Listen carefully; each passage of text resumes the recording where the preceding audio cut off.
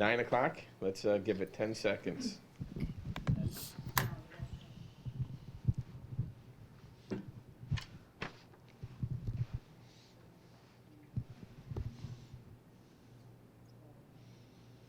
You are live. Good morning, and on behalf of the Michigan Credit Union League Legislative Action Fund Board of Trustees, welcome to the annual Industry and Issues Political Briefing and Grand Raffle Drawing. This event provides Mickey Laugh with the opportunity to brief credit unions and their members on the important happenings that impacted credit unions and the movement in 2016. With me now to draw the winning tickets for the Grand Raffle Drawing is our event chair, Patty Campbell, from Christian Financial Credit Union. Patty will go over the rules and conduct the drawing in just a moment. To those of us here in Lansing, thank you for being with us. To those of you online, we appreciate your viewing this. And now to Patty to get started. Thanks, Kirk. Good morning. I am Patty Campbell and chair of this year's Industry and Issues Briefing and the Grand Raffle Drawing. Today, as part of this event, we are going to draw 5 tickets, all in descending order of value for multiple prizes, one prize at a time. The first prize we will draw today will be our grand prize winner. The second ticket we will draw today will be our second place winner, and the 5 final tickets drawn will be our third place winners. Each ticket drawn will be placed in a marked envelope while it is being identified and validated. Now for our rules. Following the ticket drawings, our team will confirm the eligibility of each winner, which is described in the House rules for this event. Assuming each winner is eligible, they will be notified as soon as we can reach them. If the purchaser of a winning ticket is deemed ineligible under the House rules or by law, their prize will be forfeited and a substitute ticket will be drawn. If a winner cannot be identified from the ticket stub or cannot be found, Mickey-Leff will have following procedures outlined under state laws and regulations. Unless there are questions, we will begin our drawing. All right. Ready?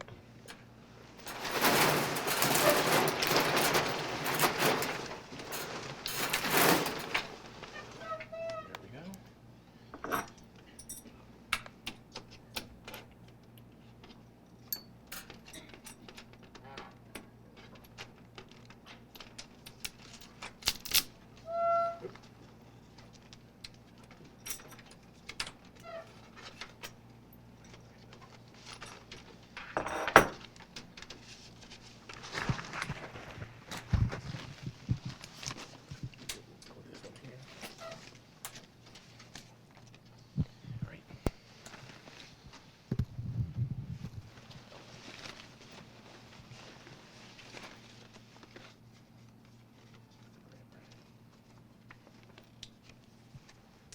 Our grand prize ticket number is ticket number 6475. That's ticket number 6475. I agree.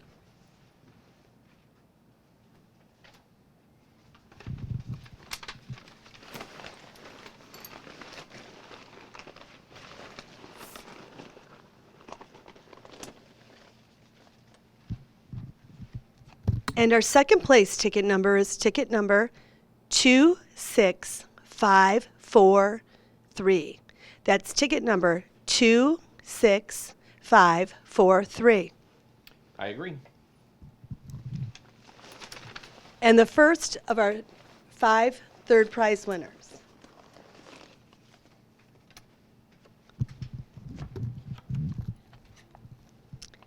Ticket number 73140. That's ticket number 73140.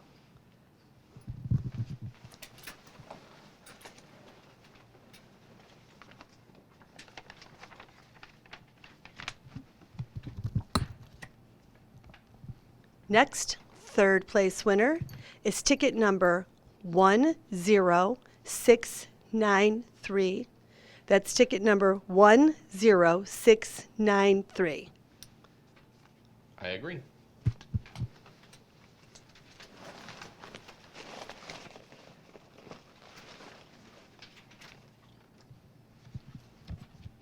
And our third place winner is ticket number 41973. That's ticket number 41973. I agree.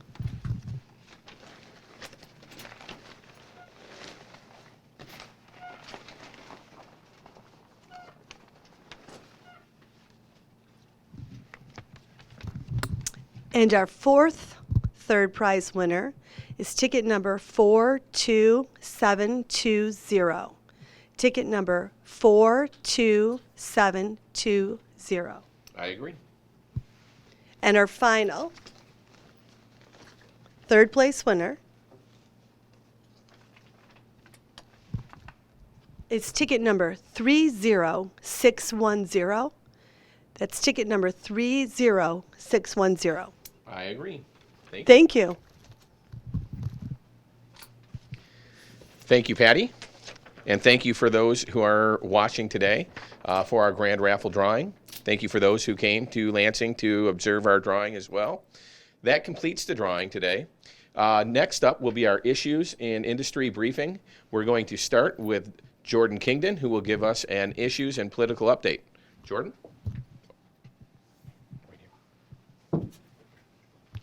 All right, thank you, Kirk.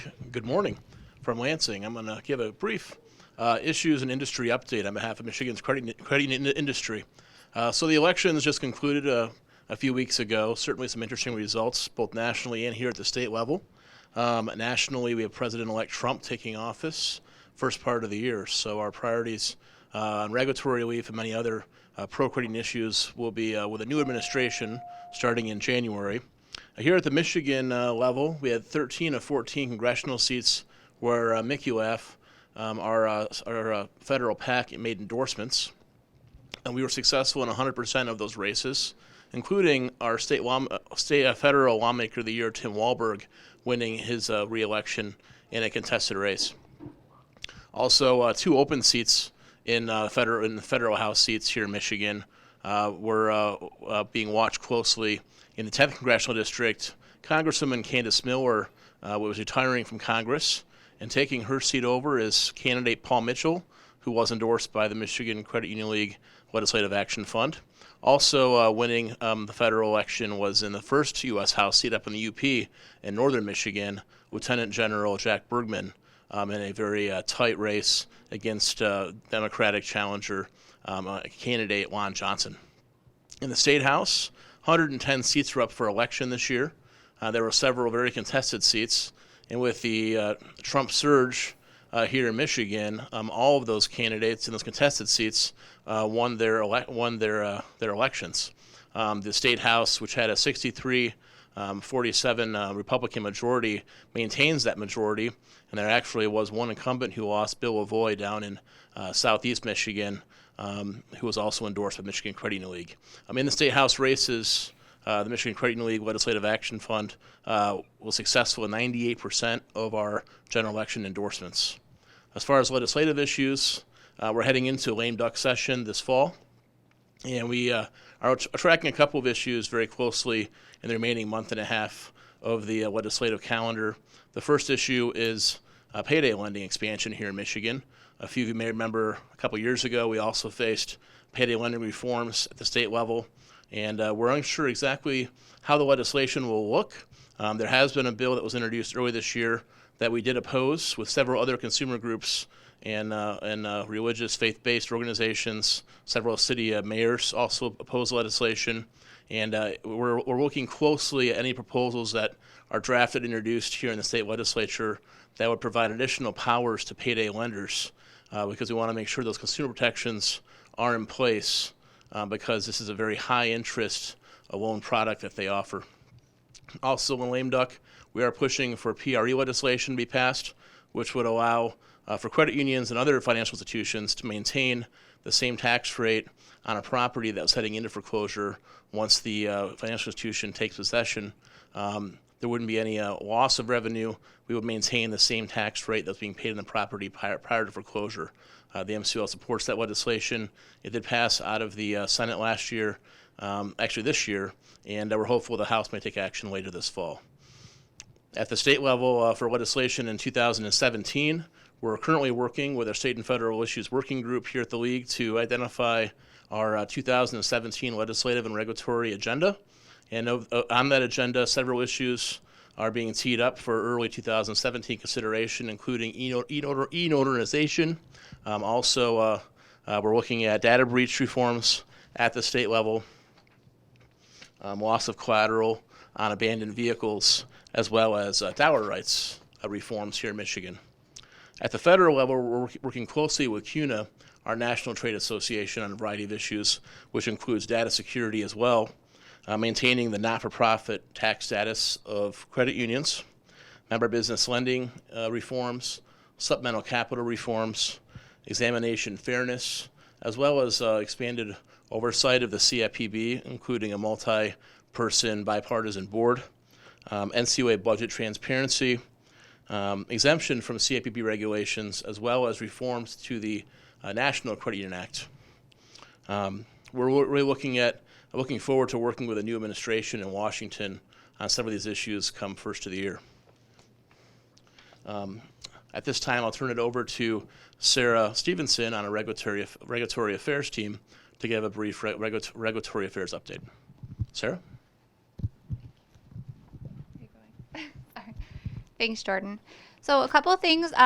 We'll start with the state review. We've got a couple of things going at the state level. The first thing is we are looking with the League. We formed a working group and to evaluate the Michigan Credit Union Act bylaws for state chartered credit unions. So we hope to make some revisions there in the coming months. Also at the state level, we've really wanted to involve our regulators at the NCUA and DIFs with our credit unions. So we are hosting regulator roundtables across the state of Michigan. The first one was held in Grand Rapids at Adventure Credit Union, where we had credit unions from across the greater Southwest area come in and meet with our state regulators as well as representatives from the NCUA. The next one will be held at Forefront Credit Union's training facility in December. So the NCUA has been very busy this year. Jordan mentioned a couple things, including examination fairness and transparency, as well as budget transparency. We are hoping for some major amendments to the NCUA's examination process in the coming months into next year. Additionally, the NCUA finalized its charting and field membership manual amendments, which will make a significant number of changes to the NCUA's charting and field membership manual for federal credit unions. They also have a 30-day comment window out right now with 3 additional amendments to that manual.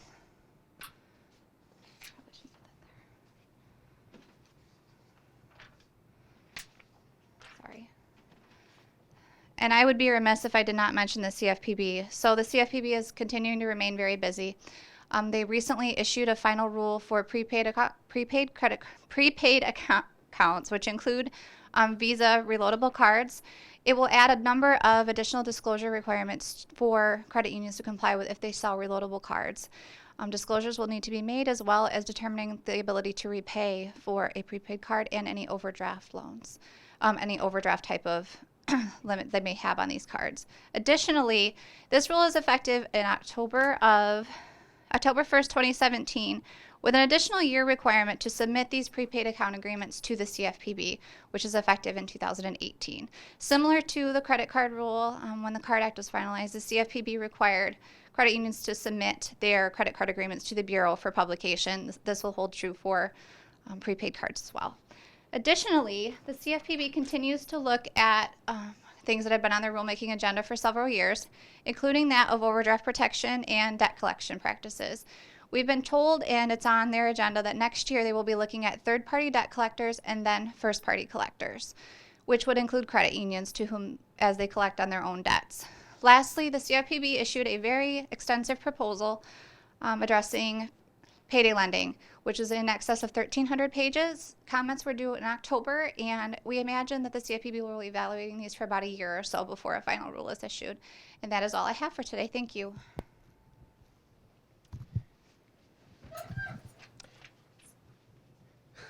Thank you, Sarah, and thank you, Jordan. We appreciate the update. That concludes our presentation today. We appreciate your viewership. Thank you for those in Lansing who attended to watch the drawing, and have a great day.